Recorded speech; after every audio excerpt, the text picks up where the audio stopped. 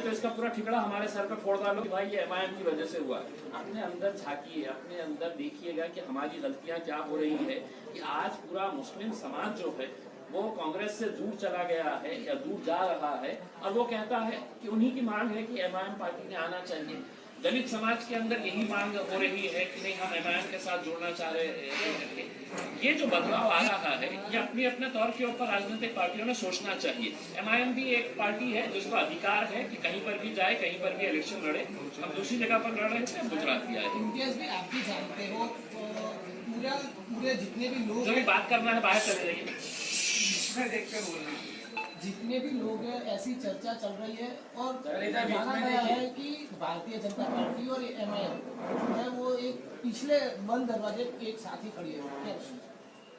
देखिए, एक उदाहरण के तौर के ऊपर देना चाहता हूँ। 20 साल से लगातार औरंगाबाद में भारतीय जनता पार्टी और शिवसेना का उम्मीदवार लोकसभा का चुनाव जीतते आ रहा था। एक बार भी एमआईएम पार्टी ने लड़ी नहीं इलेक्शन।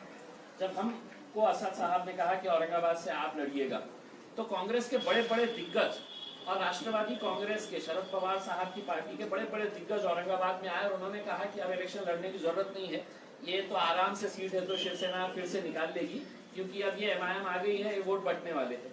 नतीजा क्या हुआ है उसका कि जब हम लड़े और हमने लोगों से कहा कि अब इनमें इतनी हिम्मत नहीं है, इनके अंदर वो जीतने की जो कुव्वत होनी चाहिए, लड़ने की जो ताकत होनी चाहिए, वो ताकत इनकी खत्म हो गई है कांग्रेस राष्ट्रवादी की। एक बार हमारे पीछे आओ। और जब हमारे पीछे आए तो हमने उनको हरा दिया। अब आप बताइएगा कि अगर हम लड़ेंगे नहीं तो जीतेंगे कैसे?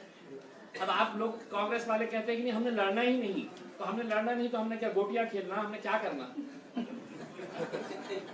हम लड़ रहे हैं तो हम जीत रहे हैं।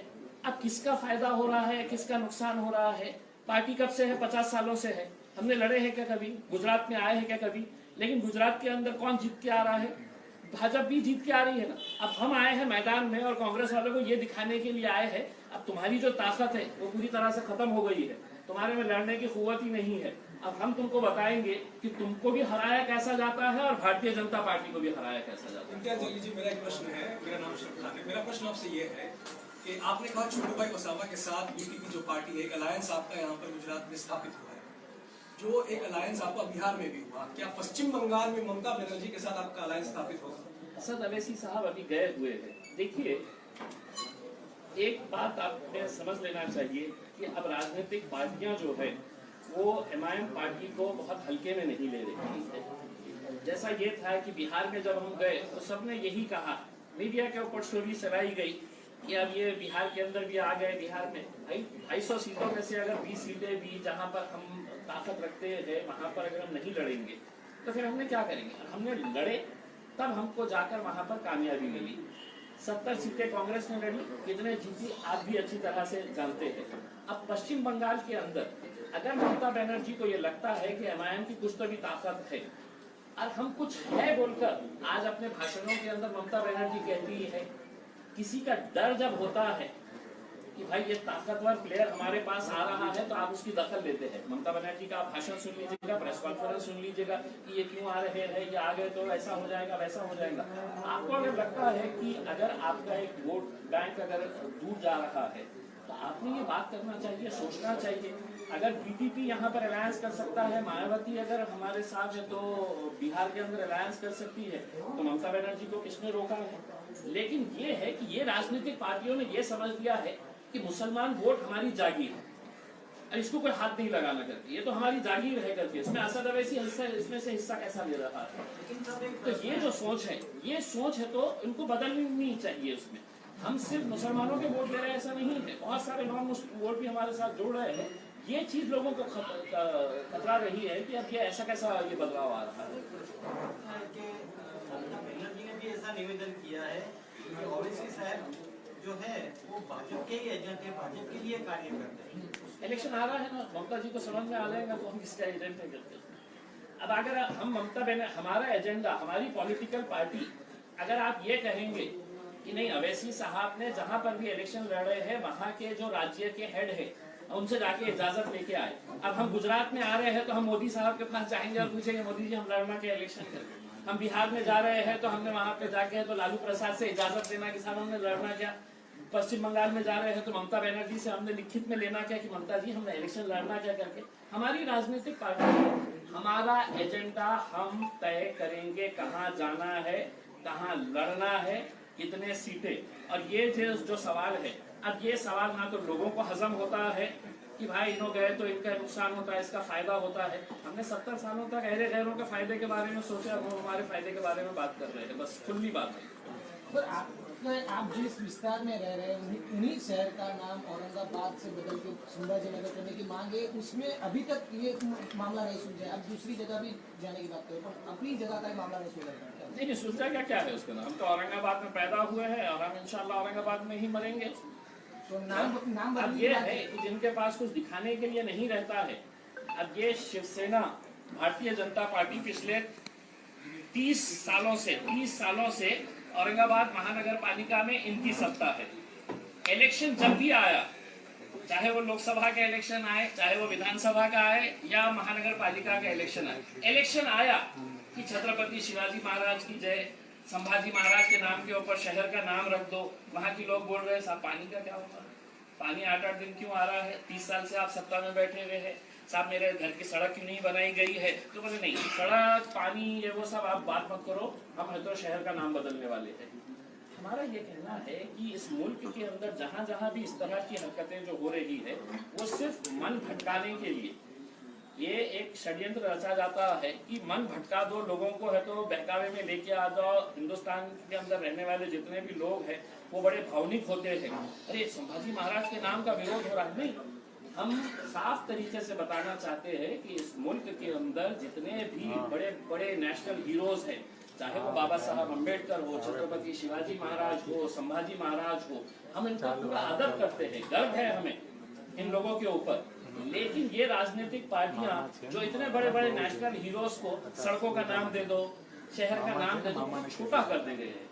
और इसलिए कर रहे हैं कि इनको दिखाने के लिए इलेक्शन में कुछ नहीं है कि जब लोग जाएंगे और आपसे पूछेंगे कि साहब मेरे पास सड़क क्यों नहीं बन रही है, मेरे पास गंदगी क्यों पड़ी रहती है, मेरे पास कचरे का ढिगार क्यों पड़ा रहता है, तो बोलेंगे कि नहीं अब ये मुद्दा नहीं। अब मुद्दा जो है वो आप 30 साल से है ना, आप 30 साल से अगर महानगर पालिका के अंदर रहने के बाद भी अगर ये सब सुविधाएं नहीं दिए और फिर जब इलेक्शन आया, आप रिकॉर्ड निकाल के देख लीजिएगा। मैं आपको एक रिक्वेस्ट करूंगा पत्रकारों को कि इससे 5 साल पहले का मुद्दा संभाजीनगर, असेंबली का इलेक्शन आया संभाजीनगर, लोकसभा का, तो ये सिर्फ भटकाने के लिए। लेकिन अब लोग बहुत होशियार, क्योंकि सोशल मीडिया के दौर में हम सब रह रहे थे, अब यंगस्टर बहुत होशियार हो गया है, वो इन बातों के अंदर नहीं आने वाला। सर एक प्रश्न है, ओवैसी साहब जब भी बोलते हैं किसी भी पक्ष के बारे में तो हिंदुत्व का कार्ड लेके लड़ रहे हैं चुनाव, तो आप क्या गुजरात में मुस्लिम कार्ड लेके लड़ेंगे? सर मैंने तो आपको पहले ही साफ कह दिया है, मेरा रिकॉर्ड हो गया है, कैमरे के अंदर भी दर्ज हो गया है मैंने क्या कहा है करके।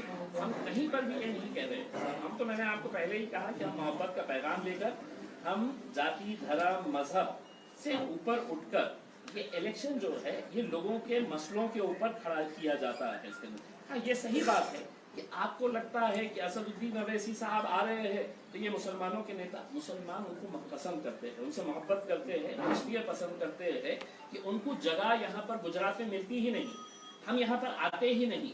अगर जिन लोगों ने जिनके ऊपर भरोसा किया था, जिन पार्टियों के ऊपर, अगर वो उनके साथ इंसाफ करती तो हमारे को जगह ही नहीं थी यहाँ पर आने के लिए। लोग खुद कहते हैं आप क्यों आए हैं यहाँ पर तो हमारी नुमाइंदगी है, तो ये साहब कर रहे हैं, वो साहब कर रहे हैं। सर अब इसका एक प्रश्न है, बेटा प्रश्न है, अभी आपने बताया कि आपका मुद्दा अलग है, मुस्लिम कार्ड नहीं है, बराबर, तो ये 370 की जो कलम है उसका विरोध ओवैसी साहब क्यों कर रहे थे? क्या आप मानते हैं वो गलत है या सही है?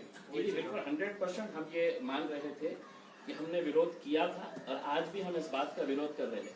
देखिए ये देश जो है ये डेमोक्रेटिक कंट्री है, ये यहाँ पर लोकतंत्र है, यहाँ पर हुकुमशाही नहीं है। हमने विरोध किस बात का किया था आप अच्छी तरह से देखिए, फिर हमको डिस्टॉर्ट किया जाता है कि एमआईएम वालों ने किया है। हमने ये कहा कि जम्मू एंड कश्मीर के अंदर एक असेंबली है और असेंबली के अंदर कौन जाता है, वो विधायक बैठते हैं जिनको जनता चुनकर वहां पर भेजती है कि तुम ये फैसला करो कि क्या होने वाला है करके मेरे ताल्लुक से, हमारे राज्य के ताल्लुक से। अगर आप उसको बाईपास कर देंगे और ये कहेंगे कि नहीं अब हमारे पास तो 300 का आंकड़ा है, 300 से ज्यादा हमारे एमपीज है, अब हम कुछ भी फैसले करेंगे करके, तो हमने विरोध इस बात के लिए किया था कि आप जम्मू एंड कश्मीर की असेंबली के अंदर इसको पहले पास करो। जो प्रोसीजर था जो कई सालों से हमारा जो एक नियम बना हुआ है वो नियम के हिसाब से करो। लेकिन अगर मोदी साहब और अमित शाह साहब कहेंगे कि नहीं साहब अब तो हमारे पास आंकड़े हैं, हम कुछ भी कर डालेंगे और कुछ भी बोलेंगे, तो ये देश जो है लोकतंत्र के हिसाब से चलता, हुकुमशाही के हिसाब से नहीं। लेकिन अनफॉर्चुनेटली हम हर रोज देख रहे हैं कि इस देश के अंदर एक हुकुमशाही का माहौल हो गया है कि हमने बोल दिया अब वो पत्थर की लकीर हो गया है करके। तो नहीं, सत्ता में तो कहीं लोग आते हैं, कहीं जाते हैं, जो ऊपर जाता है उसको नीचे आना पड़ता है, और ये सरकार भी आएगी इंशाल्लाह। इम्तियाज जलील जी, आपने कहा कि इस चुनाव लड़ना आपका संवैधानिक अधिकार है। मेरा एक प्रश्न है, हैदराबाद में अभी चुनाव हुए जहां पर भाजपा का कोई गढ़ नहीं था, पर भाजपा उभर के वहां पर आई है। क्या आपको नहीं लगता हैदराबाद में कुंभे में कहीं ना कहीं फूट हो रही है? नहीं, देखिए मतलब हैदराबाद का इलेक्शन जो था वो महानगर पालिका का इलेक्शन था। वहां कुछ एग्जिस्टेंस नहीं था बीजेपी का, सिंगल लार्जेस्ट पार्टी बनी वहाँ पे। नहीं, लेकिन उस तर्क, अगर यही तर्क अगर लगाया जाए तो वही तर्क है। तो 2 महीने 3 महीने के बाद आप भी कहेंगे गुजरात में तो मजलिस का कोई वे नहीं था, इतनी ज्यादा सीटें कैसे आ गई थी।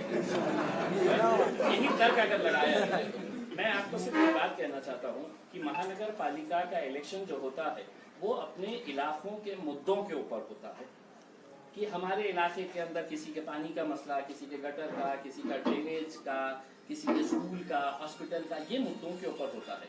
मैं उस वक्त भी मैंने हैदराबाद के अंदर प्रेस कॉन्फ्रेंस लेकर मैंने ये कहा था कि मैं ओपन चैलेंज कर रहा हूँ अमित शाह साहब को कि आप बताइएगा कि इस मुल्क के अंदर कौन सा ऐसा महानगर पालिका का इलेक्शन था कि जहां पर इतने सारे भाजपा के मुख्यमंत्रियां, इतने सारे केंद्रीय मंत्रियां, अमित शाह साहब, वहां पे योगी साहब, ये इतने बड़े बड़े दिग्गज नेता किसी स्थानिक इलेक्शन के अंदर प्रचार करने के लिए आए।